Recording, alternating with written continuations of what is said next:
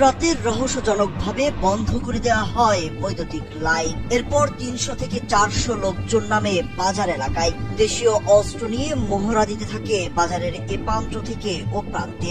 এ সময় হাতের কাছে যে যা পেয়েছে তাতেই কুপিয়েছে, ভাঙচুর করে লুটপাট করেছে দোকান। তবে এই ঘটনায় ভয়ে কেউই থানা পর্যন্ত যাননি। প্রায় 4-500 লোক দোকানের ভিতরে ঢুকে মালামাল নিয়ে গেছে, এরপর দোকানপাট কোবাইছে। চাঁদাবাজির ঘটনাকে কেন্দ্র করে দুই গ্রুপে আমগো নিরীহ দোকানপাট একবারে তছনছ করে দিচ্ছে। একবারে ব্যবসা টাকা আছিল প্রায় 50,000 টাকার মতন, আর অন্যান্য ওষুধপত্র সহ সবকিছু নিয়ে গেছে। 10টা সবগুলো নিয়ে গেছে। আমরা একটা দোকান কারোর সাথে এইসব গন্ডগোলের সাথে জড়িত না। হঠাৎ করে তারা হামলা করছে, হামলা করে এক গ্রুপে কুপিয়ে গেছে, আবার দ্বিতীয় গ্রুপে কোবাইছে।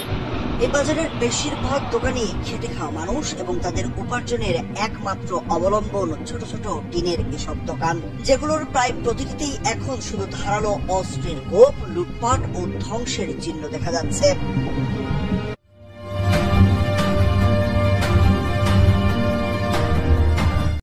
তবে ঘটনার খবর পেয়েই সঙ্গে সঙ্গে যৌথ বাহিনী ঘটনাস্থলে পৌঁছে পরিস্থিতির নিয়ন্ত্রণে নেয়। জানা গেছে, আধিপত্য বিস্তারকে কেন্দ্র করে ইমরান ও মনির নামে দুই গ্রুপের দুজনের সদস্যরা এমন ঘটনা ঘটিয়েছে। পুলিশ এরই মধ্যে 7 জনকে আটকও করেছে। মাগরিবের পরের থেকে 29 জনের গেন্দাম হইব আমরা দোকান ফাঁকা খেয়ে আসি রেখেছি। পরে দিয়ে গেন্দাম হইতে আছে, আমরা তো দোকানে ধারে আসতে পারিনি এই অবস্থার ভিতরে।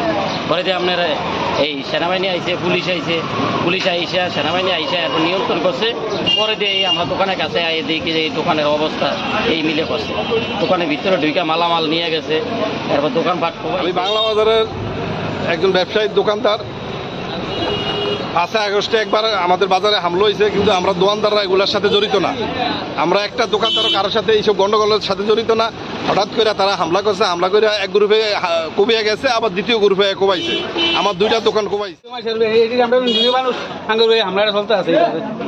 আমরা কোনো গন্ডগোল দিতে না, আমরা চা বেশি টুকটাক আমরা খাই, আমরা ব্যবসা করি, আমরা কোনো সার্কি দিবি না।